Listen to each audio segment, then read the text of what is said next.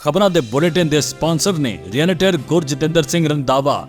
ਹਰ ਤਰ੍ਹਾਂ ਦੀ ਪ੍ਰਾਪਰਟੀ ਖਰੀਦਣ ਤੇ ਵੇਚਣ ਲਈ ਤੁਸੀਂ ਕਾਲ ਕਰ ਸਕਦੇ ਹੋ।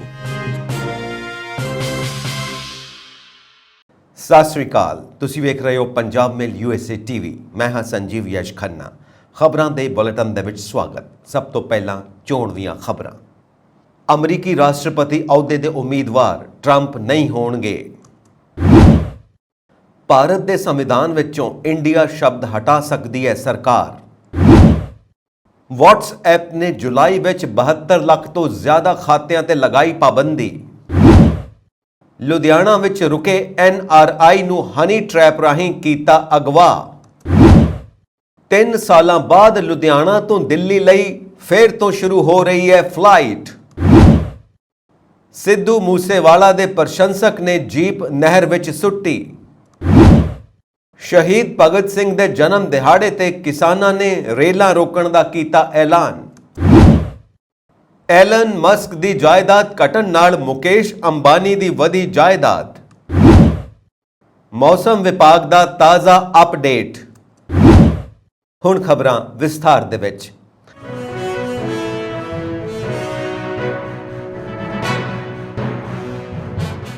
ਅਮਰੀਕੀ ਰਾਸ਼ਟਰਪਤੀ ਅਹੁਦੇ ਦੇ ਉਮੀਦਵਾਰਾਂ ਦੀ ਦੌੜ ਵਿੱਚ ਸ਼ਾਮਿਲ ਭਾਰਤੀ ਮੂਲ ਦੀ ਪੰਜਾਬਣ ਨਿੱਕੀ ਹੇਲੀ, ਸਾਬਕਾ ਅੰਬੈਸਡਰ ਯੂਨਾਈਟਿਡ ਸਟੇਟ ਨੇਸ਼ਨ ਅਤੇ ਸਾਬਕਾ ਪਹਿਲੀ ਮਹਿਲਾ ਗਵਰਨਰ ਨਾਰਥ ਕੈਰੋਲੀਨਾ ਰਾਜ ਨੇ ਕਿਹਾ ਹੈ ਕਿ ਸਾਬਕਾ ਰਾਸ਼ਟਰਪਤੀ ਡੋਨਲਡ ਟਰੰਪ 2024 ਦੀਆਂ ਰਾਸ਼ਟਰਪਤੀ ਚੋਣਾਂ ਲਈ ਪਾਰਟੀ ਦੇ ਉਮੀਦਵਾਰ ਨਹੀਂ ਹੋਣਗੇ।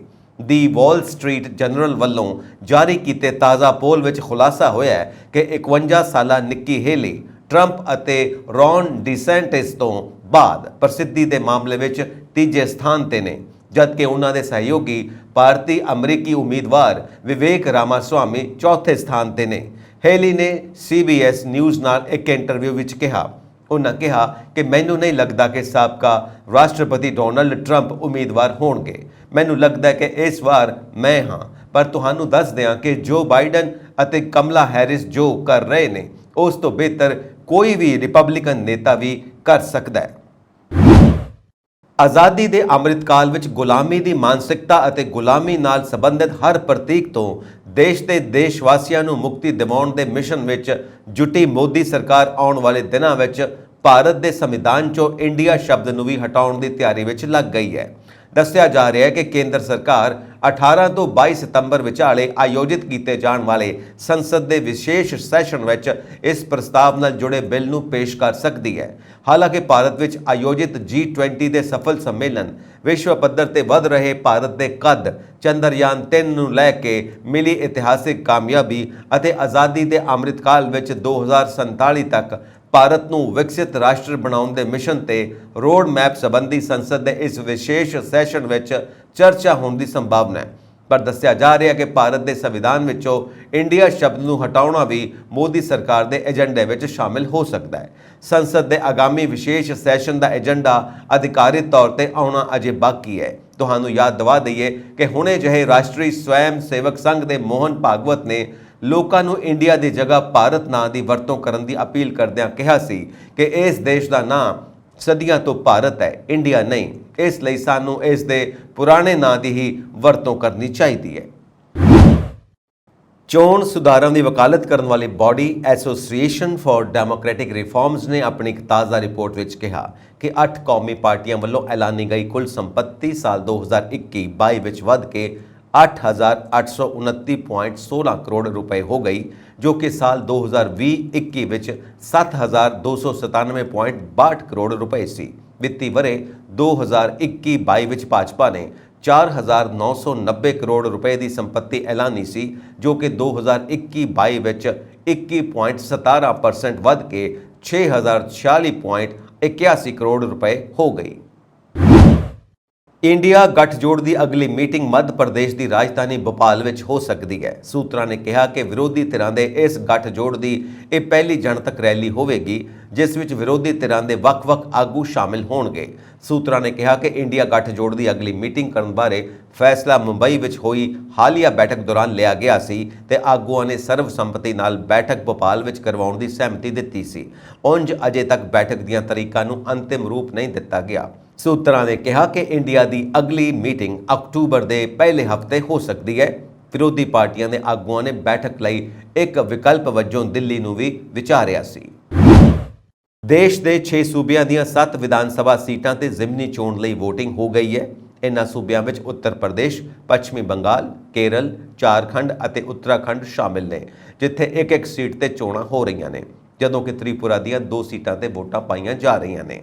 ਚੋਣ ਕਮਿਸ਼ਨ ਮੁਤਾਬਕ ਉੱਤਰ ਪ੍ਰਦੇਸ਼ ਦੇ ਘੋਸੀ, ਉੱਤਰਾਖੰਡ ਦੀ ਬਾਗੇਸ਼ਵਰ, ਬੰਗਾਲ ਦੀ ਤੂਪਗੁੜੀ, ਝਾਰਖੰਡ ਦੀ ਡੁਮਰੀ, ਕੇਰਲ ਦੀ ਪੁਥੁਪਲੀ, ਤ੍ਰਿਪੁਰਾ ਦੀ ਬਾਕਸਾ ਨਗਰ ਅਤੇ ਧਨਪੁਰ ਸੀਟ ਲਈ ਚੋਣਾਂ ਹੋਣਗੀਆਂ। ਇਨ੍ਹਾਂ ਚੋਣਾਂ ਦੇ ਨਤੀਜੇ 8 ਸਤੰਬਰ ਨੂੰ ਆਉਣਗੇ।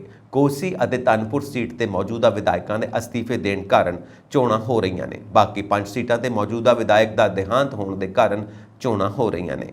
ਕੇਂਦਰ ਵਿੱਚ ਸੱਤਾਧਾਰੀ ਪਾਰਟੀ ਜਨਤਾ ਪਾਰਟੀ ਦਾ ਇਕਜੁੱਟ ਹੋ ਕੇ ਮੁਕਾਬਲਾ ਕਰਨ ਲਈ ਵਿਰੋਧੀ ਪਾਰਟੀਆਂ ਵੱਲੋਂ ਬਣਾਏ ਗਏ ਇੰਡੀਆ ਗੱਠਜੋੜ ਦਾ ਇਹ ਪਹਿਲਾ ਚੋਣ ਇਮਤਿਹਾਨ ਮੰਨਿਆ ਜਾ ਰਿਹਾ ਹੈ। ਵਿਰੋਧੀ ਗੱਠਜੋੜ ਉੱਤਰ ਪ੍ਰਦੇਸ਼ ਦੀ ਕੋਸੀ ਸੀਟ, ਝਾਰਖੰਡ ਦੀ ਡੁਮਰੀ, ਤ੍ਰਿਪੁਰਾ ਦੀ ਧਨਪੁਰ, ਬਾਕਸ ਨਗਰ ਅਤੇ ਉੱਤਰਾਖੰਡ ਦੀ ਬਾਗੇਸ਼ਵਰ ਸੀਟ ਤੋਂ ਸਾਂਝੇ ਤੌਰ ਤੇ ਚੋਣ ਲੜ ਰਿਹਾ ਹੈ, ਜਦੋਂ ਕਿ ਪੱਛਮ ਬੰਗਾਲ ਦੀ ਤੋਪਗੜੀ ਅਤੇ ਕੇਰਲ ਦੀ ਪੁਥੁਪਲੀ ਸੀਟ ਤੇ ਗੱਠਜੋੜ ਦੇ ਭਾਈਵਾਲ ਹੀ ਇੱਕ ਦੂਜੇ ਖਿਲਾਫ ਚੋਣ ਲੜ ਰਹੇ ਨੇ। ਸੋਸ਼ਲ ਮੀਡੀਆ ਕੰਪਨੀ WhatsApp ਨੇ ਜੁਲਾਈ ਮਹੀਨੇ ਵਿੱਚ ਪਲੇਟਫਾਰਮ ਤੋਂ 72 ਲੱਖ ਭਾਰਤੀ ਖਾਤਿਆਂ ਨੂੰ ਬੈਨ ਕਰ ਦਿੱਤਾ। ਇਹ ਕਾਰਵਾਈ IT ਨਿਯਮ 2021 ਦੇ ਤਹਿਤ ਕੀਤੀ ਗਈ ਹੈ। ਸੋਸ਼ਲ ਮੀਡੀਆ ਕੰਪਨੀ ਨੂੰ IT ਨਿਯਮ 2021 ਦੇ ਤਹਿਤ ਹਰ ਮਹੀਨੇ ਮਾਸਿਕ ਯੂਜ਼ਰ ਸੇਫਟੀ ਰਿਪੋਰਟ ਜਾਰੀ ਕਰਨੀ ਪੈਂਦੀ ਹੈ। ਮੈਟਾ ਨੇ ਜੁਲਾਈ ਮਹੀਨੇ ਲਈ WhatsApp ਸੇਫਟੀ ਰਿਪੋਰਟ ਜਾਰੀ ਕੀਤੀ ਹੈ। ਕੰਪਨੀ ਨੇ ਜੁਲਾਈ ਵਿੱਚ ਪਲੇਟਫਾਰਮ ਤੋਂ 72 ਲੱਖ ਭਾਰਤੀ ਖਾਤਿਆਂ ਤੇ ਪਾਬੰਦੀ ਲਗਾ ਦਿੱਤੀ ਹੈ। ਕੰਪਨੀ ਨੇ ਕਿਹਾ ਕਿ 1 ਤੋਂ 31 ਜੁਲਾਈ ਦਰਮਿਆਨ ਉਸ ਨੇ 72 ਲੱਖ 28 ਹਜ਼ਾਰ WhatsApp ਖਾਤਿਆਂ ਨੂੰ ਬੈਨ ਕਰ ਦਿੱਤਾ, ਜਦਕਿ 31 ਲੱਖ 8 ਹਜ਼ਾਰ ਖਾਤਿਆਂ ਨੂੰ ਬਿਨਾਂ ਕਿਸੇ ਸ਼ਿਕਾਇਤ ਦੇ ਪਹਿਲਾਂ ਹੀ ਬੈਨ ਕਰ ਦਿੱਤਾ ਗਿਆ। ਇਨ੍ਹਾਂ ਖਾਤਿਆਂ ਨੂੰ ਕੰਪਨੀ ਨੇ ਆਪਣੀ ਨਿਗਰਾਨੀ ਹੇਠ ਬੈਨ ਕੀਤਾ। ਜੁਲਾਈ ਵਿੱਚ ਬਹੁਤ ਸਾਰੀਆਂ ਸ਼ਿਕਾਇਤਾਂ ਮਿਲੀਆਂ ਸਨ। WhatsApp ਦੇ ਭਾਰਤ ਵਿੱਚ 550 ਮਿਲੀਅਨ ਤੋਂ ਵੱਧ ਸਰਗਰਮ ਉਪਭੋਗਤਾ ਨੇ। ਜੁਲਾਈ ਮਹੀਨੇ ਵਿੱਚ ਕੰਪਨੀ ਨੂੰ ਰਿਕਾਰਡ 11,067 ਸ਼ਿਕਾਇਤਾਂ ਮਿਲੀਆਂ, ਜਿਨ੍ਹਾਂ ਵਿੱਚੋਂ ਕੰਪਨੀ ਨੇ 72 ਤੇ ਕਾਰਵਾਈ ਕੀਤੀ। ਅਕਾਊਂਟ ਐਕਸ਼ਨਡ ਉਹਨਾਂ ਰਿਪੋਰਟਾਂ ਨੂੰ ਦਰਸਾਉਂਦਾ ਹੈ ਜਿੱਥੇ ਕੰਪਨੀ ਨੇ ਰਿਪੋਰਟ ਦੇ ਆਧਾਰ ਤੇ ਉਪਚਾਰਕ ਕਾਰਵਾਈ ਕੀਤੀ, ਜਦੋਂ ਕਿ ਰਿਪੋਰਟ ਅਤੇ ਕਾਰਵਾਈ ਦਾ ਮਤਲਬ ਜਾਂ ਤਾਂ ਖਾਤੇ ਤੇ ਪਾਬੰਦੀ ਲਗਾਉਣਾ ਜਾਂ ਪਹਿਲਾਂ ਪਾਬੰਦੀਸ਼ੁਦਾ ਖਾਤੇ ਨੂੰ ਬਹਾਲ ਕਰਨਾ ਹੈ। WhatsApp ਮੁਤਾਬਕ ਯੂਜ਼ਰ ਸੇਫਟੀ ਰਿਪੋਰਟ ਦੱਸਦੀ ਹੈ ਕਿ ਕੰਪਨੀ ਨੂੰ ਕਿੰਨੀਆਂ ਸ਼ਿਕਾਇਤਾਂ ਮਿਲੀਆਂ ਨੇ ਅਤੇ ਪਲੇਟਫਾਰਮ ਨੂੰ ਸੁਰੱਖਿਅਤ ਰੱਖਣ ਲਈ ਕੰਪਨੀ ਨੇ ਕੀ ਕਾਰਵਾਈ ਕੀਤੀ ਹੈ। ਇਸ ਤੋਂ ਇਲਾਵਾ WhatsApp ਨੇ ਕਿਹਾ ਕਿ 21 ਜੁਲਾਈ ਤੋਂ 31 ਜੁਲਾਈ ਦਰਮਿਆਨ ਸ਼ਿਕਾਇਤ ਅਪੀਲੀ ਕਮੇਟੀ ਤੋਂ 5 ਆਦੇਸ਼ ਪ੍ਰਾਪਤ ਹੋਏ ਸਨ ਅਤੇ ਇਹਨਾਂ ਦੀ ਪਾਲਣਾ ਕੀਤੇ ਗਏ ਹੁਕਮ ਵੀ 5 ਸਨ। ਮੇਟਾ ਨੇ ਇਹ ਵੀ ਕਿਹਾ ਕਿ WhatsApp ਤੋਂ ਇਲਾਵਾ ਇਸ ਨੇ ਜੁਲਾਈ 2023 ਵਿੱਚ ਭਾਰਤ ਵਿੱਚ Facebook ਤੋਂ 21 ਮਿਲੀਅਨ ਖਰਾਬ ਸਮੱਗਰੀ ਤੇ ਪਾਬੰਦੀ ਲਗਾ ਦਿੱਤੀ ਸੀ। ਇਸ ਤੋਂ ਇਲਾਵਾ ਜੁਲਾਈ 2023 ਵਿੱਚ ਹੀ Instagram ਤੋਂ 5.9 ਮਿਲੀਅਨ ਖਰਾਬ ਸਮੱਗਰੀ ਨੂੰ ਵੀ ਹਟਾਇਆ ਗਿਆ ਸੀ। ਇੰਨੇ ਸਾਰੇ ਖਾਤਿਆਂ ਤੇ ਪਾਬੰਦੀ ਕਿਉਂ ਲਗਾਈ ਗਈ? WhatsApp ਨੇ ਕੰਪਨੀ ਦੇ ਨਿਯਮਾਂ ਅਤੇ ਸ਼ਰਤਾਂ ਦੇ ਖਿਲਾਫ ਜਾ ਕੇ ਪਲੇਟਫਾਰਮ ਤੇ ਸਰਗਰਮ ਹੋਣ ਵਾਲੇ ਖਾਤਿਆਂ ਤੇ ਪਾਬੰਦੀ ਲਗਾ ਦਿੱਤੀ ਹੈ। ਜੇਕਰ ਤੁਸੀਂ WhatsApp ਤੇ ਅਸ਼ਲੀਲ, ਗੈਰ ਕਾਨੂੰਨੀ, ਮਾਣਹਾਨੀ, ਧਮਕੀ, ਨਫ਼ਰਤ ਫੈਲਾਉਣ ਜਾਂ ਹੋਰ ਗਲਤ ਕੰਮਾਂ ਵਿੱਚ ਸ਼ਾਮਿਲ ਹੁੰਦੇ ਹੋ ਤਾਂ ਕੰਪਨੀ ਤੁਹਾਡੇ ਖਾਤੇ ਤੇ ਪਾਬੰਦੀ ਲਗਾ ਸਕਦੀ ਹੈ। ਜੇਕਰ ਤੁਸੀਂ ਨਹੀਂ ਚਾਹੁੰਦੇ ਕਿ ਤੁਹਾਡੇ ਖਾਤੇ ਤੇ ਪਾਬੰਦੀ ਲਗਾਈ ਜਾਵੇ ਤਾਂ ਕੰਪਨੀ ਦੇ ਨਿਯਮਾਂ ਅਤੇ ਸ਼ਰਤਾਂ ਦੇ ਤਹਿਤ ਹੀ ਖਾਤਾ ਚਲਾਓ। ਫਾਜ਼ਿਲਕਾ ਸਿਟੀ ਥਾਣੇ ਵਿੱਚ ਬਲਵਿੰਦਰ ਸਿੰਘ ਪੁੱਤਰ ਸ਼ਿੰਗਾਰਾ ਸਿੰਘ ਵਾਸੀ ਪਿੰਡ ਥਾਦੇਵਾਲਾ ਜ਼ਿਲ੍ਹਾ ਸ਼੍ਰੀ ਮੁਕਤਸਰ ਸਾਹਿਬ ਨੇ ਇਤਲਾਹ ਦਿੱਤੀ ਕਿ ਕੈਲੀਫੋਰਨੀਆ USA ਤੋਂ ਆਏ ਉਸ ਦੇ ਸਾਲੇ ਨਛੱਤਰ ਸਿੰਘ ਨੂੰ ਇੱਕ ਸਾਜ਼ਿਸ਼ ਤਹਿਤ ਲੁਧਿਆਣਾ ਦੇ ਹੋਟਲ ਪਾਰਕ ਪਲਾਜ਼ਾ ਚੋਂ ਅਗਵਾ ਕਰ ਲਿਆ ਗਿਆ। ਪੁਲਿਸ ਨੇ ਕਾਰਵਾਈ ਕਰਦਿਆਂ ਗੁਰਵਿੰਦਰ ਸਿੰਘ ਤੇ ਰਮਨਦੀਪ ਸੋਹੀ ਵਾਸੀ ਪਿੰਡ ਸ਼ਾਮਾ ਖਾਨਕਾ ਉਰਫ ਫਰਵਾਵਾਲਾ ਖਿਲਾਫ ਕੇਸ ਦਰਜ ਕਰਕੇ ਗੁਰਵਿੰਦਰ ਸਿੰਘ ਦੇ ਘਰ MC ਕਾਲੋਨੀ ਫਾਜ਼ਿਲਕਾ ਵਿੱਚ ਛਾਪਾ ਮਾਰ ਕੇ NRI ਨੂੰ ਬਰਾਮਦ ਕਰ ਲਿਆ ਤੇ ਗੁਰਵਿੰਦਰ ਸਿੰਘ, ਰਮਨਦੀਪ ਸੋਹੀ ਅਤੇ ਇਸ ਦੇ ਇੱਕ ਸਾਥੀ ਸੁਨੀਲ ਕੁਮਾਰ ਨੂੰ ਗ੍ਰਿਫਤਾਰ ਕਰ ਲਿਆ। ਮੁਲਜ਼ਮਾਂ ਦੇ ਕਬਜ਼ੇ 'ਚੋਂ ਇੱਕ ਰਾਈਫਲ 12 ਬੋਰ, ਇੱਕ ਰਾਈਫਲ 15 ਬੋਰ, 6 ਰੌਂਦ ਅਤੇ 2 ਪਿਸਤੌਲ 32 ਬੋਰ ਸਮੇਤ 10 ਰੌਂਦ ਬਰਾਮਦ ਕੀਤੇ ਗਏ। SSP ਫਾਜ਼ਿਲਕਾ ਨੇ ਦੱਸਿਆ ਕਿ NRI ਨੂੰ ਹਨੀ ਟ੍ਰੈਪ ਰਾਹੀਂ ਅਗਵਾ ਕੀਤਾ ਗਿਆ ਸੀ। ਉਸ ਦੇ USA ਵਿੱਚ 5 ਸਟੋਰ ਨੇ। ਮੁਲਜ਼ਮ ਰਮਨਦੀਪ ਸੋਹੀ ਕਾਫੀ ਸਾਲਾਂ ਪਹਿਲਾਂ USA ਗਈ ਸੀ ਅਤੇ ਉਸ ਦੇ ਸਟੋਰ ਵਿੱਚ ਕੰਮ ਕਰਦੀ ਸੀ। ਫਿਰ ਉਹ ਉੱਥੇ PR ਹੋ ਗਈ ਤੇ ਹੁਣ ਭਾਰਤ ਆ ਚੁੱਕੀ ਸੀ। ਲੜਕੀ ਵੱਲੋਂ ਨਛੱਤਰ ਸਿੰਘ ਤੇ ਨਜ਼ਰ ਰੱਖੀ ਜਾ ਰਹੀ ਸੀ ਅਤੇ ਪਤਾ ਕੀਤਾ ਕਿ ਉਹ ਭਾਰਤ ਆਇਆ ਹੋਇਆ ਹੈ ਅਤੇ ਇਹਨਾਂ ਨੇ ਸਾਜ਼ਿਸ਼ ਤਹਿਤ ਉਸ ਨੂੰ ਅਗਵਾ ਕਰ ਲਿਆ। ਉਸ ਦੀ ਕੁੱਟਮਾਰ ਕੀਤੀ, ਕੱਪੜੇ ਉਤਾਰ ਕੇ ਵੀਡੀਓ ਬਣਾਈ ਅਤੇ 20 ਕਰੋੜ ਦੀ ਮੰਗ ਕੀਤੀ ਅਤੇ 10 ਕਰੋੜ ਰੁਪਏ ਦੇਣ ਬਦਲੇ ਉਸ ਨੂੰ ਛੱਡਣ ਤੇ ਗੱਲ ਮੁੱਕ ਗਈ ਤੇ USA ਵਿੱਚ ਪ੍ਰਾਪਰਟੀ ਰਾਹੀਂ ਲੈਣ ਦੇਣ ਕਰਨ ਦੀ ਗੱਲ ਹੋਈ। ਪੁਲਿਸ ਵੱਲੋਂ ਮਾਮਲੇ ਦੀ ਅਗਲੀ ਤਫਤੀਸ਼ ਜਾਰੀ ਹੈ। ਮੁਲਜ਼ਮ ਗੁਰਵਿੰਦਰ ਸਿੰਘ ਨੇ ਦੱਸਿਆ ਕਿ ਨਛੱਤਰ ਸਿੰਘ ਉਸ ਦੀ ਭਾਬੀ ਨਾਲ ਧੱਕਾ ਕਰਦਾ ਸੀ।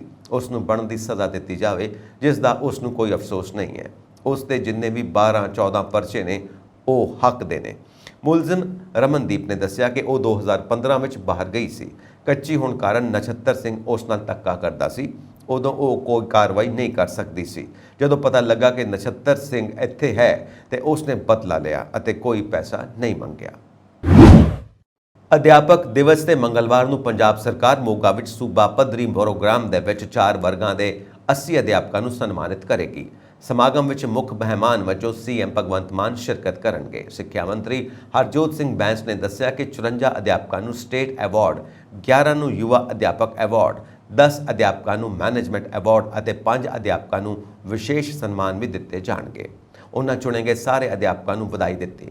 ਉਹਨਾਂ ਇਹ ਵੀ ਉਮੀਦ ਪ੍ਰਗਟਾਈ ਕਿ ਐਵਾਰਡ ਪ੍ਰਾਪਤ ਕਰਨ ਵਾਲੇ ਅਧਿਆਪਕ ਹੋਰ ਅਧਿਆਪਕਾਂ ਲਈ ਮਾਰਗਦਰਸ਼ਕ ਬਣਨਗੇ। ਉਹਨਾਂ ਦੱਸਿਆ ਕਿ ਇਸ ਵਾਰ ਐਵਾਰਡ ਲਈ ਚੋਣ ਜ਼ਿਲ੍ਹਾ ਪੱਧਰ ਕਮੇਟੀ ਅਤੇ ਸੂਬਾ ਪੱਧਰੀ ਜਿਊਰੀ ਵੱਲੋਂ ਕੀਤੀ ਗਈ ਸੀ, ਜਿਸ ਨੂੰ ਅੱਜ ਉਹਨਾਂ ਨੇ ਪ੍ਰਵਾਨਗੀ ਦੇ ਦਿੱਤੀ ਹੈ।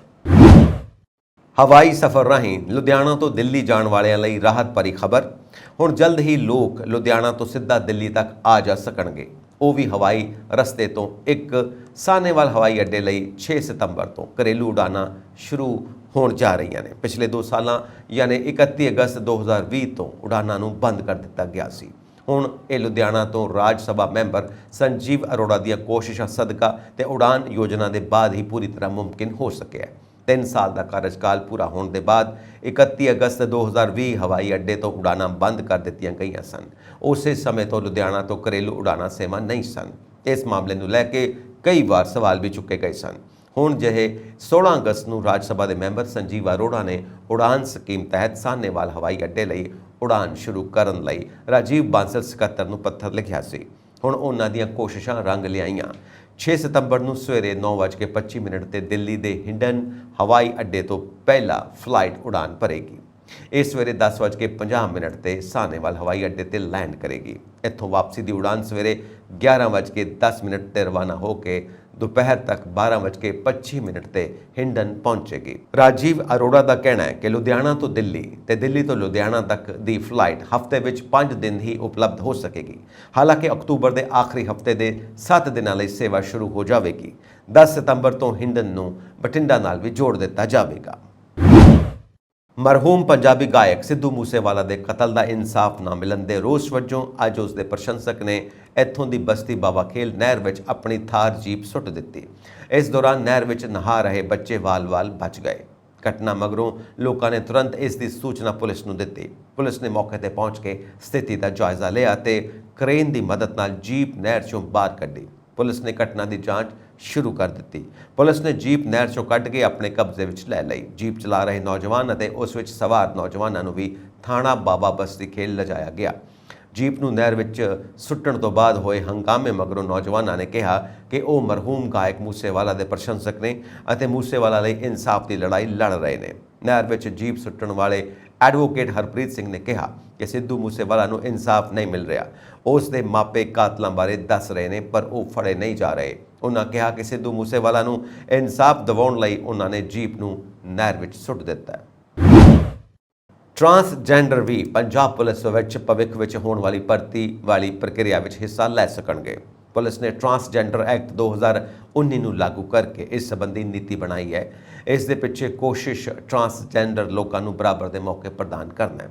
ਇਸ ਸੰਬੰਧੀ ਪੁਲਿਸ ਹੈੱਡਕੁਆਰਟਰ ਵੱਲੋਂ ਸਾਰੀਆਂ ਸ਼ਾਖਾਵਾਂ ਨੂੰ ਹੁਕਮ ਜਾਰੀ ਕਰ ਦਿੱਤੇ ਗਏ ਨੇ। ਹੁਕਮਾਂ ਵਿੱਚ ਸਪਸ਼ਟ ਕੀਤਾ ਗਿਆ ਕਿ ਉਹਨਾਂ ਨੂੰ ਰਿਜ਼ਰਵ ਸ਼੍ਰੇਣੀ ਵਿੱਚ ਰੱਖਿਆ ਜਾਵੇਗਾ। ਨਾਲ ਹੀ ਹੋਰ ਰਿਜ਼ਰਵ ਸ਼੍ਰੇਣੀਆਂ ਵਾਂਗ ਉਹਨਾਂ ਨੂੰ ਲਾਭ ਦਿੱਤੇ ਜਾਣਗੇ। ਪੰਜਾਬ ਪੁਲਿਸ ਨੇ ਨੌਜਵਾਨਾਂ ਨੂੰ ਨੌਕਰੀ ਦੇ ਕੇ ਮੌਕੇ ਪ੍ਰਦਾਨ ਕਰਨ ਲਈ ਹਰ ਸਾਲ ਭਰਤੀ ਪ੍ਰਕਿਰਿਆ ਸ਼ੁਰੂ ਕੀਤੀ ਹੈ। ਅਜਿਹੇ ਵਿੱਚ ਆਉਣ ਵਾਲੇ ਸਮੇਂ ਵਿੱਚ ਉਹ ਇਸ ਵਿੱਚ ਵੀ ਹਿੱਸਾ ਲੈ ਸਕਣਗੇ। ਭਰਤੀ ਪ੍ਰਕਿਰਿਆ ਵਿੱਚ ਹਿੱਸਾ ਲੈਣ ਵਾਲੇ ਟਰਾਂਸਜੈਂਡਰਾਂ ਲਈ ਜ਼ਿਲ੍ਹਾ ਮੈਜਿਸਟ੍ਰੇਟ ਦੁਆਰਾ ਜਾਰੀ ਇੱਕ ਸਰਟੀਫਿਕੇਟ ਲਾਜ਼ਮੀ ਕੀਤਾ ਗਿਆ। ਇਸ ਦੇ ਨਾਲ ਉਹ ਉਮਰ ਵਰਗ, ਅਰਜ਼ੀ ਫੀਸ ਅਤੇ ਹੋਰ ਰਾਖਵੀਆਂ ਸ਼੍ਰੇਣੀਆਂ ਵਾਂਗ ਹੋਰ ਛੋਟਾਂ ਪ੍ਰਾਪਤ ਕਰਨ ਦੇ ਯੋਗ ਹੋਣਗੇ। ਇਸ ਦੇ ਨਾਲ ਹੀ ਫਿਜ਼ੀਕਲ ਮਾਪ ਟੈਸਟ ਅਤੇ ਫਿਜ਼ੀਕਲ ਸਕਰੀਨਿੰਗ ਟੈਸਟ ਵਿੱਚ ਉਹਨਾਂ ਨੂੰ ਮਹਿਲਾ ਉਮੀਦਵਾਰਾਂ ਦੇ ਬਰਾਬਰ ਮੰਨਿਆ ਜਾਵੇਗਾ। ਹਾਲਾਂਕਿ ਭਰਤੀ ਪ੍ਰਕਿਰਿਆ ਦੇ ਇਸ਼ਤਿਹਾਰ ਵਿੱਚ ਵਿਦਿਅਕ ਯੋਗਤਾ ਨਿਰਧਾਰਿਤ ਕੀਤੀ ਜਾਵੇਗੀ, ਪਰ ਉਹਨਾਂ ਨੂੰ ਇਸ ਦੀ ਪਾਲਣਾ ਕਰਨੀ ਪਵੇਗੀ। ਡੀਜੀਪੀ ਗੌਰਵ ਯਾਦਵ ਵੱਲੋਂ ਜਾਰੀ ਪੱਤਰ ਵਿੱਚ ਉਮੀਦ ਜਤਾਈ ਗਈ ਹੈ ਕਿ ਇਸ ਨਾਲ ਟਰਾਂਸਜੈਂਡਰ ਲੋਕਾਂ ਨੂੰ ਫਾਇਦਾ ਹੋਵੇਗਾ। ਵਰਣਨਯੋਗ ਹੈ ਕਿ ਇਸ ਸਾਲ ਦੇ ਸ਼ੁਰੂ ਵਿੱਚ ਜਦੋਂ ਚੰਡੀਗੜ੍ਹ ਪੁਲਿਸ ਵਿੱਚ ਕਾਂਸਟੇਬਲ ਦੀ ਭਰਤੀ ਹੋਈ ਸੀ ਤਾਂ ਸੌਰਵ ਕਿੱਟੂ ਨੇ ਟਰਾਂਸਜੈਂਡਰ ਵਜੋਂ ਅਪਲਾਈ ਕੀਤਾ ਸੀ। ਹਾਲਾਂਕਿ ਉਸ ਨੂੰ ਅਪਲਾਈ ਕਰਨ ਵਿੱਚ ਮੁਸ਼ਕਲਾਂ ਦਾ ਸਾਹਮਣਾ ਕਰਨਾ ਪਿਆ। ਚੰਡੀਗੜ੍ਹ ਪੁਲਿਸ ਦੇ ਆਨਲਾਈਨ ਅਰਜ਼ੀ ਫਾਰਮ ਵਿੱਚ 2 ਕਾਲਮ ਸਨ, ਮਰਦ ਅਤੇ ਔਰਤ। ਟਰਾਂਸਜੈਂਡਰ ਲਈ ਕੋਈ ਵਿਕਲਪ ਨਹੀਂ ਸੀ। ਇਸ ਤੋਂ ਬਾਅਦ ਉਹ ਇਸ ਦੇ ਖਿਲਾਫ ਹਾਈ ਕੋਰਟ ਗਈ ਸੀ। ਇਸ ਤੋਂ ਬਾਅਦ ਉਸ ਨੇ ਨੌਕਰੀ ਲਈ ਅਰਜ਼ੀ ਵੀ ਦਿੱਤੀ। ਉਹ ਚੰਡੀਗੜ੍ਹ ਪੁਲਿਸ ਵਿੱਚ ਨੌਕਰੀ ਲਈ ਅਪਲਾਈ ਕਰਨ ਵਾਲੀ ਦੇਸ਼ ਦੀ ਪਹਿਲੀ ਟਰਾਂਸਜੈਂਡਰ ਵੀ ਬਣ ਗਈ ਹੈ। ਪਿਛਲੇ ਦਿਨੀ ਉੱਤਰ ਭਾਰਤ ਦੇ 6 ਰਾਜਾਂ ਵਿੱਚ 16 ਜਥੇਬੰਦੀਆਂ ਵੱਲੋਂ ਕੇਂਦਰ ਨਾਲ ਸੰਬੰਧਿਤ ਮੰਗਾਂ ਨੂੰ ਲੈ ਕੇ ਚੰਡੀਗੜ੍ਹ ਕੂਚ ਦੇ ਐਲਾਨ ਦੇ ਚੱਲਦੇ ਖਾਸ ਕਰਕੇ ਪੰਜਾਬ ਹਰਿਆਣਾ ਸਰਕਾਰ ਵੱਲੋਂ ਪੁਲਿਸ ਬਲ ਦਾ ਪ੍ਰਯੋਗ ਕਰਕੇ ਆਗੂਆਂ ਦੀ ਫੜ ਪਕੜ ਅਤੇ ਸ਼ਾਂਤਮਈ ਅੰਦੋਲਨ ਕਰਨ ਜਾ ਰਹੇ ਲੋਕਾਂ ਤੇ ਲਾਠੀਚਾਰਜ ਕਰਕੇ ਇੱਕ ਕਿਸਾਨ ਦੇ ਸ਼ਹੀਦ ਹੋਣ ਉਪਰੰਤ ਸਹਿਮਤੀ ਅਤੇ ਤੈਅ ਹੋਈ ਮੀਟਿੰਗ 16 ਜਥੇਬੰਦੀਆਂ ਦੇ ਨੁਮਾਇੰਦਿਆਂ ਅਤੇ ਚੰਡੀਗੜ੍ਹ ਪੰਜਾਬ ਅਤੇ ਹਰਿਆਣਾ ਅਤੇ ਕੇਂਦਰ ਦੇ ਅਧਿਕਾਰੀਆਂ ਵਿਚਕਾਰ ਹੋਈ। ਮੀਟਿੰਗ ਤੋਂ ਬਾਅਦ ਕਿਸਾਨ ਮਜ਼ਦੂਰ ਸੰਘਰਸ਼ ਪੰਜਾਬ ਦੇ ਸਵਰਨ ਸਿੰਘ ਪੰਦੇਰ ਅਤੇ ਭਾਰਤੀ ਕਿਸਾਨ ਮਜ਼ਦੂਰ ਯੂਨੀਅਨ ਤੋਂ ਸੁਰੇਸ਼ ਕੌਥ ਨੇ ਕਿਹਾ ਕਿ ਉੱਤਰ ਭਾਰਤ ਦੇ ਹੜ੍ਹ ਪੀੜਤ ਰਾਜਾਂ ਲਈ 50,000 ਕਰੋੜ ਦੀ ਰਾਹਤ ਰਾਸ਼ੀ ਤੋਂ ਇਲਾਵਾ MSP ਗਰੰਟੀ ਕਾਨੂੰਨ ਬਣਾਉਣ, ਮਨਰੇਗਾ ਤਹਿਤ ਹਰ ਸਾਲ 200 ਦਿਨ ਦਾ ਰੋਜ਼ਗਾਰ ਅਤੇ ਦਿੱਲੀ ਮੋਰਚੇ ਦੌਰਾਨ ਬਣੇ ਪੁਲਿਸ ਕੇਸ ਰੱਦ ਕਰਨ ਦੀ ਮੰਗ ਤੇ ਖੜਿਆਂ ਰਹਿਣਾ, ਜਿਸ ਤੇ ਪ੍ਰਸ਼ਾਸਨ ਵੱਲੋਂ ਕੋਈ ਤਸੱਲੀਯੋਗ ਜਵਾਬ ਨਹੀਂ ਮਿਲਿਆ। ਆਗੂਆਂ ਨੇ ਦੱਸਿਆ ਕਿ ਜਥੇਬੰਦੀਆਂ ਨੇ ਆਪਸੀ ਮੀਟਿੰਗ ਕਰਕੇ ਫੈਸਲਾ ਕੀਤਾ ਹੈ ਕਿ 16 ਜਥੇਬੰਦੀਆਂ ਉਪਰੋਕਤ ਮੰਗਾਂ ਅਤੇ ਕਿਸਾਨਾਂ ਮਜ਼ਦੂਰਾਂ ਦੇ ਪੂਰਨ ਕਰਜ਼ੇ ਮਾਫ ਅਤੇ ਸਵਾਮੀਨਾਥਨ ਕਮਿਸ਼ਨ ਦੀ ਰਿਪੋਰਟ ਲਾਗੂ ਕਰਵਾਉਣ ਦੀਆਂ ਮੰਗਾਂ ਨੂੰ ਲੈ ਕੇ 28 ਸਤੰਬਰ ਤੋਂ 3 ਦਿਨ ਦਾ ਰੇਲ ਰੋਕੋ ਮਾਰਚਾ ਸ਼ੁਰੂ ਕਰਨਗੀਆਂ, ਜਿਸ ਦੇ ਪਹਿਲੇ ਪੜਾਅ ਦੀ ਸ਼ੁਰੂਆਤ ਪੰਜਾਬ ਵਿੱਚ ਰੇਲ ਰੋਕੋ ਮੋਰਚਾ ਸ਼ੁਰੂ ਕਰਕੇ ਕੀਤੀ ਜਾਵੇਗੀ। ਯਾਦ ਰਹੇ ਕਿ ਸ਼ਹੀਦ ਭਗਤ ਸਿੰਘ ਦਾ ਜਨਮ ਦਿਹਾੜਾ ਵੀ 28 ਸਤੰਬਰ ਨੂੰ ਹੀ ਹੈ। ਉਹਨਾਂ ਕਿਹਾ ਕਿ ਅਗਰ ਸਰਕਾਰ ਮੰਗਾਂ ਦੇ ਹੱਲ ਲਈ ਕਦਮ ਨਹੀਂ ਚੁੱਕਦੀ ਤਾਂ ਅਗਲੇ ਪੜਾਅ ਦੇ ਰੇਲ ਰੋਕੋ ਦਾ ਐਲਾਨ ਮੋਰਚੇ ਦੌਰਾਨ 16 ਜਥੇਬੰਦੀਆਂ ਦੁਆਰਾ ਕੀਤਾ ਜਾਵੇਗਾ। ਉਹਨਾਂ ਕਿਹਾ ਕਿ ਰੇਲਾਂ ਰੋਕਣਾ ਜਥੇਬੰਦੀਆਂ ਦੀ ਅਣਖ ਦਾ ਸਵਾਲ ਨਹੀਂ। ਅਗਰ ਰੇਲਾਂ ਜਾਮ ਹੋਣ ਨਾਲ ਲੋਕਾਂ ਨੂੰ ਪਰੇਸ਼ਾਨੀ ਹੁੰਦੀ ਹੈ ਤਾਂ ਇਸ ਦੀ ਜ਼ਿੰਮੇਦਾਰ ਕੇਂਦਰ ਸਰਕਾਰ ਹੈ। ਅਗਰ ਸਰਕਾਰ ਚਾਹੁੰਦੀ ਹੈ ਕਿ ਇਸ ਤੋਂ ਬਚਾਅ ਹੋਵੇ ਤਾਂ ਸਮਾਂ ਰਹਿੰਦੇ ਇਹਨਾਂ ਮਾਮਲਿਆਂ ਦਾ ਹੱਲ ਕਰੇ। ਮੁੱਖ ਸਕੱਤਰ ਸ਼੍ਰੀ ਵਰਮਾ ਨੇ ਪੰਜਾਬ ਸਿਵਲ ਸਕੱਤਰੇਤ ਵਿਖੇ ਸੜਕੀ ਸੁਰੱਖਿਆ ਬਾਰੇ ਬਣੀ ਸੁਪਰੀਮ ਕੋਰਟ ਦੀ ਕਮੇਟੀ ਦੀ ਸਮੀਖਿਆ ਮੀਟਿੰਗ ਕੀਤੀ। ਇਸ ਦੌਰਾਨ ਮੁੱਖ ਸਕੱਤਰ ਸ਼੍ਰੀ ਅਨੁਰਾਗ ਵਰਮਾ ਨੇ ਪੰਜਾਬ ਵਿੱਚ ਸੜਕੀ ਆਵਾਜਾਈ ਦੌਰਾਨ ਲੋਕਾਂ ਦੀ ਜਾਨ ਦੀ ਸੁਰੱਖਿਆ ਨੂੰ ਸਭ ਤੋਂ ਵੱਧ ਪ੍ਰਮੁੱਖਤਾ ਦਿੰਦਿਆਂ ਸੜਕੀ ਨਿਯਮਾਂ ਦੀ ਸਥਿਤੀ ਨਾਲ ਪਾਲਣਾ ਕਰਨ ਦਾ ਆਦੇਸ਼ ਦਿੱਤਾ। ਇਸ ਦੇ ਨਾਲ ਹੀ ਇਹਨਾਂ ਨਿਯਮਾਂ ਨੂੰ ਲਾਗੂ ਕਰਨ ਲਈ ਆਧੁਨਿਕ ਯੰਤਰਾਂ ਦੀ ਵਰਤੋਂ ਉੱਤੇ ਜ਼ੋਰ ਦਿੱਤਾ ਹੈ। ਮੁੱਖ ਸਕੱਤਰ ਨੇ ਮੀਟਿੰਗ ਵਿੱਚ ਕਿਹਾ ਕਿ ਸ਼ਰਾਬ ਪੀ ਕੇ ਵਾਹਨ ਚਲਾਉਣ, ਓਵਰ ਸਪੀਡ, ਲਾਲ ਬੱਤੀ ਦੀ ਉਲੰਘਣਾ, ਵਾਹਨ ਚਲਾਉਂਦੇ ਹੋਏ ਮੋਬਾਈਲ ਦੀ ਵਰਤੋਂ, ਬਿਨਾਂ ਹੈਲਮਟ ਤੇ ਸੀਟ ਬੈਲਟ ਤੋਂ ਵਾਹਨ ਚਲਾਉਣਾ ਆਦਿ ਉਲੰਘਣਾ ਜਿਨ੍ਹਾਂ ਦਾ ਸਿੱਧਾ ਮਨੁੱਖੀ ਜਾਨ ਨਾਲ ਸੰਬੰਧ ਹੈ ਉੱਤੇ ਪੂਰਨ ਕੰਟਰੋਲ ਸਖਤੀ ਨਾਲ ਚੈਕਿੰਗ ਕੀਤੀ ਜਾਵੇ ਅਤੇ ਉਹਨਾਂ ਦੀ ਉਲੰਘਣਾ ਦੇ ਦੋਸ਼ੀਆਂ ਨੂੰ ਕਾਨੂੰਨ ਮੁਤਾਬਿਕ ਸਖਤ ਸਜ਼ਾਵਾਂ ਦਿੱਤੀਆਂ ਜਾਣ। ਵਾਹਨ ਜ਼ਬਤ ਕਰਨ ਅਤੇ ਡਰਾਈਵਿੰਗ ਲਾਇਸੈਂਸ ਰੱਦ ਕਰਨ ਤੋਂ ਵੀ ਗੁਰੇਜ਼ ਨਾ ਕੀਤਾ ਜਾਵੇ। ਮੁੱਖ ਸਕੱਤਰ ਨੇ ਕਿਹਾ ਕਿ ਸੜਕੀ ਨਿਯਮਾਂ ਦੀ ਪਾਲਣਾ ਲਈ ਜੁਰਮਾਨੇ ਅਤੇ ਸਜ਼ਾਵਾਂ ਦੇ ਨਾਲ ਭਾਈਚਾਰਕ ਸੇਵਾਵਾਂ ਨੂੰ ਵੀ ਹੁਲਾਰਾ ਦਿੱਤਾ ਜਾ ਰਿਹਾ ਹੈ, ਜਿਸ ਤਹਿਤ ਉਲੰਘਣਾ ਕਰਨ ਵਾਲਿਆਂ ਕੋਲੋਂ ਖੂਨਦਾਨ, ਪੌਦੇ ਲਗਾਉਣੇ, ਸਕੂਲੀ ਬੱਚਿਆਂ ਨੂੰ ਪੜ੍ਹਾਉਣ ਦੀਆਂ ਸੇਵਾਵਾਂ ਵੀ ਲਈਆਂ ਜਾ ਰਹੀਆਂ ਨੇ। ਉਹਨਾਂ ਕਿਹਾ ਕਿ ਮੁੱਖ ਮੰਤਰੀ ਸਰਦਾਰ ਭਗਵੰਤ ਸਿੰਘ ਮਾਨ ਵੱਲੋਂ ਇਸ ਸੰਬੰਧੀ ਸਪਸ਼ਟ ਹਦਾਇਤਾਂ ਦਿੱਤੀਆਂ ਨੇ ਕਿ ਸੂਬੇ ਦੇ ਲੋਕਾਂ ਦੀ ਜਾਨ ਦੀ ਸੁਰੱਖਿਆ ਸਭ ਤੋਂ ਪ੍ਰਮੁੱਖ ਤਰਜੀਹ ਹੈ ਅਤੇ ਇਸ ਲਈ ਸੜਕੀ ਨਿਯਮਾਂ ਦੀ ਸਖਤੀ ਨਾਲ ਪਾਲਣਾ ਸਭ ਤੋਂ ਜ਼ਰੂਰੀ ਹੈ। ਵਰਮਾ ਨੇ ਅੱਗੇ ਕਿਹਾ ਕਿ ਸ਼ਰਾਬ ਪੀ ਕੇ ਵਾਹਨ ਚਲਾਉਣ ਵਾਲਿਆਂ ਦੀ ਸਖਤੀ ਨਾਲ ਚੈਕਿੰਗ ਯਕੀਨੀ ਬਣਾਉਣ ਲਈ 800 ਐਲਕੋਮੀਟਰ ਦੀ ਖਰੀਦੀ ਕੀਤੀ ਜਾ ਰਹੀ ਹੈ। ਇਸ ਸੰਬੰਧੀ ਪੁਲਿਸ ਵਿਭਾਗ ਨੂੰ 3 ਮਹੀਨਿਆਂ ਅੰਦਰ ਇਹ ਪ੍ਰਕਿਰਿਆ ਮੁਕੰਮਲ ਲਈ ਆਖਿਆ ਹੈ। ਇਸੇ ਤਰ੍ਹਾਂ ਮਨੁੱਖ ਸਰੋਤਾਂ ਦੀ ਸੁਚੱਜੀ ਵਰਤੋਂ ਲਈ ਚਲਾਨਿੰਗ ਮਸ਼ੀਨਾਂ ਨੂੰ ਉਤਸ਼ਾਹਿਤ ਕਰਦਿਆਂ ਇਹਨਾਂ ਦੀ 1 ਮਹੀਨੇ ਅੰਦਰ ਖਰੀਦ ਲਈ ਆਖਿਆ ਗਿਆ ਹੈ। ਦੁਨੀਆ ਦੇ ਚੋਟੀ ਦੇ ਅਰਬਪਤੀਆਂ ਦੀ ਸੂਚੀ ਵਿੱਚ ਸ਼ਾਮਿਲ ਲੋਕਾਂ ਦੀ ਦੌਲਤ ਵਿੱਚ ਉਤਰਾਅ ਚੜ੍ਹਾਅ ਜਾਰੀ ਹੈ। ਵਰਤਮਾਨ ਵਿੱਚ ਐਲੋਨ ਮਸਕ ਦੁਨੀਆ ਦੇ ਚੋਟੀ ਦੇ ਅਰਬਪਤੀਆਂ ਦੀ ਸੂਚੀ ਵਿੱਚ ਮੌਜੂਦ ਨੇ। ਇਸ ਤੋਂ ਬਾਅਦ ਫ੍ਰੈਂਚ ਅਰਬਪਤੀ ਬਰਨਾਰਡ ਅਰਨੌਲਟ ਦਾ ਨੰਬਰ ਆਉਂਦਾ ਹੈ। ਜੇਕਰ ਦੁਨੀਆ ਦੇ ਟੌਪ 1 ਅਰਬਪਤੀ ਦੀ ਗੱਲ ਕਰੀਏ ਤਾਂ ਐਲਨ ਮਸਕ ਉਸ 'ਤੇ ਮੌਜੂਦ ਹੈ। ਬਲੂਮਬਰਗ ਬਿਲੀਅਨੇਅਰਸ ਇੰਡੈਕਸ ਦੇ ਮੁਤਾਬਿਕ ਪਿਛਲੇ 24 ਘੰਟਿਆਂ ਵਿੱਚ ਉਹਨਾਂ ਦੀ ਸੰਪत्ति ਵਿੱਚ 9.35 ਬਿਲੀਅਨ ਡਾਲਰ ਦੀ ਕਮੀ ਆਈ ਹੈ। ਇਸ ਤੋਂ ਬਾਅਦ ਐਲਨ ਮਸਕ ਦੀ ਸੰਪत्ति ਵੱਧ ਕੇ 226 ਅਰਬ ਡਾਲਰ ਹੋ ਗਈ ਹੈ। ਦੌਲਤ ਵਿੱਚ ਗਿਰਾਵਟ ਤੋਂ ਬਾਅਦ ਵੀ ਉਹ ਦੁਨੀਆ ਦਾ ਸਭ ਤੋਂ ਅਮੀਰ ਵਿਅਕਤੀ ਹੈ। ਜ਼ਿਕਰਯੋਗ ਹੈ ਕਿ Elon Musk Tesla, SpaceX ਅਤੇ ਟਵਿੱਟਰ ਵਰਗੀਆਂ ਕੰਪਨੀਆਂ ਦੇ ਮਾਲਕ ਨੇ। ਬਰਨਾਰਡ ਅਰਨੌਲਟ ਦੁਨੀਆ ਦੇ ਟੌਪ 10 ਦੀ ਸੂਚੀ ਵਿੱਚ ਦੂਜੇ ਸਥਾਨ ਤੇ ਆਉਂਦੇ ਨੇ। ਪਿਛਲੇ 24 ਘੰਟਿਆਂ ਵਿੱਚ ਉਹਨਾਂ ਦੀ ਜਾਇਦਾਦ ਵਿੱਚ ਵੀ ਗਿਰਾਵਟ ਦਰਜ ਕੀਤੀ ਗਈ ਹੈ। ਬਰਨਾਰਡ ਅਰਨੌਲਟ ਫਰਾਂਸ ਦਾ ਸਭ ਤੋਂ ਅਮੀਰ ਆਦਮੀ ਹੈ। ਉਹਨਾਂ ਦੀ ਦੌਲਤ ਵਿੱਚ 3.04 ਡਾਲਰ ਦੀ ਗਿਰਾਵਟ ਆਈ ਹੈ। ਇਸ ਗਿਰਾਵਟ ਤੋਂ ਬਾਅਦ ਉਸ ਦੀ ਕੁੱਲ ਜਾਇਦਾਦ ਬਰਨਾਰਡ ਅਰਨੌਲਟ ਨੈਟਵਰਥ ਘਟ ਕੇ 183 ਬਿਲੀਅਨ ਡਾਲਰ ਰਹਿ ਗਈ ਹੈ। ਜੇਫ ਬੇਜ਼ੋਸ ਟੌਪ 10 ਅਰਬਪਤੀਆਂ ਦੀ ਸੂਚੀ ਵਿੱਚ ਤੀਜੇ ਨੰਬਰ ਤੇ ਨੇ। ਉਸ ਦੀ ਕੁੱਲ ਜਾਇਦਾਦ 162 ਬਿਲੀਅਨ ਡਾਲਰ ਹੈ। ਇਸ ਦੇ ਨਾਲ ਹੀ ਲੈਰੀ ਐਲਿਸਨ ਦੀ ਕੁੱਲ ਸੰਪत्ति 134 ਬਿਲੀਅਨ ਡਾਲਰ ਹੈ। ਉਹ ਚੌਥੇ ਨੰਬਰ ਤੇ ਨੇ। ਬਿਲ ਗੇਟਸ 5ਵੇਂ ਸਥਾਨ ਤੇ ਨੇ। ਉਹਨਾਂ ਦੀ ਸੰਪत्ति 129 ਬਿਲੀਅਨ ਡਾਲਰ ਹੈ, ਜਦੋਂ ਕਿ ਲੈਰੀ ਪੇਜ ਦੀ ਕੁੱਲ ਜਾਇਦਾਦ 122 ਬਿਲੀਅਨ ਡਾਲਰ ਹੈ ਅਤੇ ਉਹ 6ਵੇਂ ਨੰਬਰ ਤੇ ਨੇ। ਇਸ ਤੋਂ ਬਾਅਦ 7ਵੇਂ ਸਥਾਨ ਤੇ ਵਾਰਨ ਬਫੇ, 8ਵੇਂ ਸਥਾਨ ਤੇ ਸਰਗੇਈ ਬ੍ਰਿਨ, 9ਵੇਂ ਸਥਾਨ ਤੇ ਸਟੀਵ ਬਾਲਮਰ ਅਤੇ 10ਵੇਂ ਸਥਾਨ ਤੇ ਮਾਰਕ ਜ਼ੁਕਰਬਰਗ ਨੇ। ਰਿਲਾਇੰਸ ਇੰਡਸਟਰੀਜ਼ ਦੇ ਚੇਅਰਮੈਨ ਮੁਕੇਸ਼ ਅੰਬਾਨੀ ਦੀ ਜਾਇਦਾਦ ਵਿੱਚ ਵਾਧਾ ਹੋਇਆ ਹੈ। ਪਿਛਲੇ 24 ਘੰਟਿਆਂ ਵਿੱਚ ਉਸ ਦੀ ਜਾਇਦਾਦ ਵਿੱਚ 670 ਬਿਲੀਅਨ ਡਾਲਰ ਦਾ ਵਾਧਾ ਹੋਇਆ ਹੈ। ਹੁਣ ਉਹਨਾਂ ਦੀ ਕੁੱਲ ਸੰਪत्ति 91.2 ਬਿਲੀਅਨ ਡਾਲਰ ਹੋ ਗਈ ਹੈ। ਇਸ ਵਾਧੇ ਤੋਂ ਬਾਅਦ ਉਹ ਦੁਨੀਆ ਦੇ ਅਰਬਪਤੀਆਂ ਦੀ ਸੂਚੀ ਵਿੱਚ 12ਵੇਂ ਸਥਾਨ ਤੇ ਨੇ। ਪਿਛਲੇ ਹਫਤੇ ਰਿਲਾਇੰਸ ਇੰਡਸਟਰੀਜ਼ ਦੇ ਕੈਪ ਵਿੱਚ ਭਾਰੀ ਗਿਰਾਵਟ ਆਈ। ਇਸ ਤੋਂ ਬਾਅਦ ਵੀ ਇਹ ਭਾਰਤ ਦੀ ਸਭ ਤੋਂ ਕੀਮਤੀ ਕੰਪਨੀ ਦੀ ਸੂਚੀ ਵਿੱਚ ਨੰਬਰ 1 ਤੇ ਨੇ। ਭਾਰਤੀ ਉਦਯੋਗਪਤੀ ਗੌਤਮ ਅਡਾਨੀ ਦੀ ਜਾਇਦਾਦ ਵਿੱਚ ਵਾਧਾ ਹੋਇਆ ਹੈ। ਪਿਛਲੇ 24 ਘੰਟਿਆਂ ਵਿੱਚ ਉਹਨਾਂ ਦੀ ਕੁੱਲ ਜਾਇਦਾਦ ਵਿੱਚ 8,015 ਕਰੋੜ ਰੁਪਏ ਦਾ ਵਾਧਾ ਹੋਇਆ। ਇਸ ਤੋਂ ਬਾਅਦ ਉਹਨਾਂ ਦੀ ਨੈਟ ਵਰਥ 62.8 ਬਿਲੀਅਨ ਡਾਲਰ ਹੋ ਗਈ। ਉਹ ਦੁਨੀਆ ਦੇ ਅਰਬਪਤੀਆਂ ਦੀ ਸੂਚੀ ਵਿੱਚ 21ਵੇਂ ਸਥਾਨ ਤੇ ਨੇ। ਭਾਰਤ ਦੇ ਸੂਰਜੀ ਪੁਲਾੜ ਯਾਨ ਆਦਿਤਿਆ L1 ਨੇ ਧਰਤੀ ਦੇ ਦੁਆਲੇ ਆਪਣੀ ਪਹਿਲੀ ਚੱਕਰ ਸਫਲਤਾਪੂਰਵਕ ਪੂਰੀ ਕਰ ਲਈ ਹੈ। ਭਾਰਤੀ ਪੁਲਾੜ ਖੋਜ ਸੰਗਠਨ ਇਸਰੋ ਨੇ ਐਤਵਾਰ 3 ਸਤੰਬਰ ਨੂੰ ਇਹ ਜਾਣਕਾਰੀ ਦਿੱਤੀ। ਪੁਲਾੜ ਯਾਨ ਹੁਣ ਨਵੇਂ ਆਰਬਿਟ ਤੇ ਪਹੁੰਚ ਗਿਆ ਹੈ। ਸੋਸ਼ਲ ਮੀਡੀਆ ਪਲੇਟਫਾਰਮ X ਤੇ ਪੁਲਾੜ ਯਾਨ ਬਾਰੇ ਜਾਣਕਾਰੀ ਦਿੰਦੇ ਹੋਏ ਇਸਰੋ ਨੇ ਕਿਹਾ, ਉਪਗ੍ਰਹਿ ਬਿਲਕੁਲ ਠੀਕ ਹੈ ਅਤੇ ਚੰਗੀ ਤਰ੍ਹਾਂ ਕੰਮ ਕਰ ਰਿਹਾ ਹੈ। ਇਸਰੋ ਨੇ ਦੱਸਿਆ ਕਿ ਸੈਟੇਲਾਈਟ ਨੇ ਧਰਤੀ ਨਾਲ ਜੁੜੀ ਚਾਲ ਪੂਰੀ ਕਰ ਲਈ ਹੈ, ਯਾਨੀ ਕਿ ਇਸ ਨੇ ਧਰਤੀ ਦਾ ਪਹਿਲਾ ਚੱਕਰ ਲਗਾਇਆ ਹੈ। ਹੁਣ ਇਸ ਨੇ ਇੱਕ ਨਵਾਂ ਪੰਥ ਹਾਸਲ ਕਰ ਲਿਆ ਹੈ। ਇਸਰੋ ਦੇ ਬਿਆਨ ਦਾ ਸਿੱਧਾ ਮਤਲਬ ਇਹ ਹੈ ਕਿ ਹੁਣ ਆਦਿਤਿਆ L1 ਪਿਛਲੀ ਆਰਬਿਟ ਤੋਂ ਉੱਪਰ ਪਹੁੰਚ ਗਿਆ ਹੈ। ਨਵੀਂ ਆਰਬਿਟ 245 ਕਿਲੋਮੀਟਰ ਇਨਟੂ 22,459 ਕਿਲੋਮੀਟਰ ਹੈ। ਇਸ ਨੂੰ ਸਰਲ ਭਾਸ਼ਾ ਵਿੱਚ ਸਮਝ ਕੇ ਕਿਹਾ ਜਾਵੇ ਕਿ ਨਵੀਂ ਆਰਬਿਟ ਵਿੱਚ ਧਰਤੀ ਦਾ ਸਭ ਤੋਂ ਨਜ਼ਦੀਕੀ ਬਿੰਦੂ 245 ਕਿਲੋਮੀਟਰ ਹੋਵੇਗਾ, ਜਦੋਂ ਕਿ ਵੱਧ ਤੋਂ ਵੱਧ ਦੂਰੀ ਤੇ ਸਥਿਤ ਬਿੰਦੂ 22,459 ਕਿਲੋਮੀਟਰ ਹੋਵੇਗਾ। ਪਹਿਲਾਂ ਆਰਬਿਟ ਵਿੱਚ ਧਰਤੀ ਦਾ ਸਭ ਤੋਂ ਨਜ਼ਦੀਕੀ ਬਿੰਦੂ 235 ਕਿਲੋਮੀਟਰ ਅਤੇ ਵੱਧ ਤੋਂ ਵੱਧ ਬਿੰਦੂ 19,000 ਕਿਲੋਮੀਟਰ ਸੀ। ਭਾਰਤ ਦਾ ਪਹਿਲਾ ਸੂਰਜ ਮਿਸ਼ਨ ਸ਼ਨੀਵਾਰ 2 ਸਤੰਬਰ ਨੂੰ ਆਂਧਰਾ ਪ੍ਰਦੇਸ਼ ਦੇ ਸ਼੍ਰੀ ਹਰੀਕੋਟਾ ਤੋਂ ਲਾਂਚ ਕੀਤਾ ਗਿਆ ਸੀ। ਇਸਰੋ ਦੇ PSLV/C57 ਰਾਕੇਟ ਨੇ ਪੁਲਾੜ ਯਾਨ ਨੂੰ ਸਫਲਤਾਪੂਰਵਕ ਧਰਤੀ ਦੇ ਪੰਧ ਵਿੱਚ ਰੱਖਿਆ। ਹੁਣ ਇਹ ਹੌਲੀ-ਹੌਲੀ ਧਰਤੀ ਦੇ ਚੱਕਰ ਤੋਂ ਬਾਹਰ ਘੁੰਮ ਕੇ ਸੂਰਜ ਵੱਲ ਵਧੇਗਾ। ਇਸਰੋ ਮੁਤਾਬਿਕ ਆਦਿਤਿਆ L1 ਨੂੰ ਸੂਰਜ ਦੇ ਨੇੜੇ L1 ਬਿੰਦੂ ਤੱਕ ਪਹੁੰਚਣ ਲਈ 15 ਲੱਖ ਕਿਲੋਮੀਟਰ ਦਾ ਸਫ਼ਰ ਪੂਰਾ ਕਰਨ ਵਿੱਚ 125 ਦਿਨ ਲੱਗਣਗੇ। L1 ਸੂਰਜ ਧਰਤੀ ਪ੍ਰਣਾਲੀ ਦਾ ਇੱਕ ਬਿੰਦੂ ਹੈ ਜਿੱਥੇ ਸੂਰਜ ਅਤੇ ਧਰਤੀ ਦੀ ਗੰਭੀਰਤਾ ਇੱਕ ਦੂਜੇ ਨੂੰ ਬੇਅਸਰ ਕਰਦੀ ਹੈ।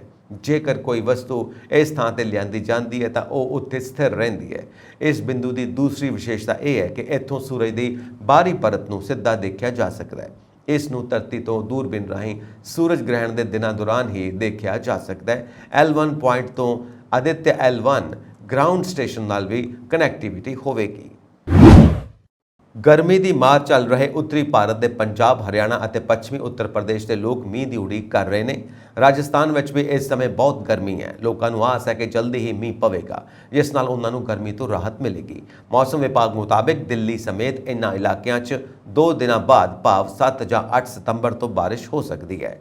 ਹਿਮਾਚਲ ਪ੍ਰਦੇਸ਼, ਉੱਤਰਾਖੰਡ ਅਤੇ ਜੰਮੂ ਕਸ਼ਮੀਰ ਵਰਗੇ ਪਹਾੜੀ ਰਾਜਾਂ ਵਿੱਚ ਅੱਜ ਮੀਂਹ ਪੈ ਸਕਦਾ ਹੈ। ਦੇਸ਼ ਦੀ ਰਾਜਧਾਨੀ ਦਿੱਲੀ ਇੱਕ ਵਾਰ ਫਿਰ ਭਿਆਨਕ ਗਰਮੀ ਦੀ ਲਪੇਟ ਵਿੱਚ ਹੈ। ਸੋਮਵਾਰ ਨੂੰ ਇੱਥੇ ਵੱਧ ਤੋਂ ਵੱਧ ਤਾਪਮਾਨ 40.1 ਡਿਗਰੀ ਦਰਜ ਕੀਤਾ ਗਿਆ, ਜੋ ਆਮ ਪੱਧਰ ਤੋਂ 6 ਡਿਗਰੀ ਵੱਧ ਹੈ। ਮੌਸਮ ਵਿਭਾਗ ਨੇ ਆਪਣੀ ਭਵਿੱਖਬਾਣੀ ਵਿੱਚ ਕਿਹਾ ਕਿ ਮੰਗਲਵਾਰ ਨੂੰ ਅਸਮਾਨ ਵਿੱਚ ਬੱਦਲ ਛਾਏ ਰਹਿਣਗੇ ਅਤੇ ਰਾਤ ਨੂੰ ਹਲਕੀ ਬਾਰਿਸ਼ ਹੋ ਸਕਦੀ ਹੈ। ਤਾਪਮਾਨ ਵਿੱਚ ਕੁਝ ਗਿਰਾਵਟ ਆ ਸਕਦੀ ਹੈ, ਹਾਲਾਂਕਿ 2 ਦਿਨਾਂ ਬਾਅਦ ਗਰਮੀ ਤੋਂ ਰਾਹਤ ਮਿਲਣ ਦੀ ਸੰਭਾਵਨਾ ਹੈ। ਇਹ ਸਨ ਅੱਜ ਦੀਆਂ ਮੁੱਖ ਖਬਰਾਂ। ਹੋਰ ਅਪਡੇਟਸ ਦੇ ਲਈ ਵੇਖਦੇ ਰਹੋ ਪੰਜਾਬ ਮੇਲ USA TV। ਸਤਿ ਸ਼੍ਰੀ ਅਕਾਲ।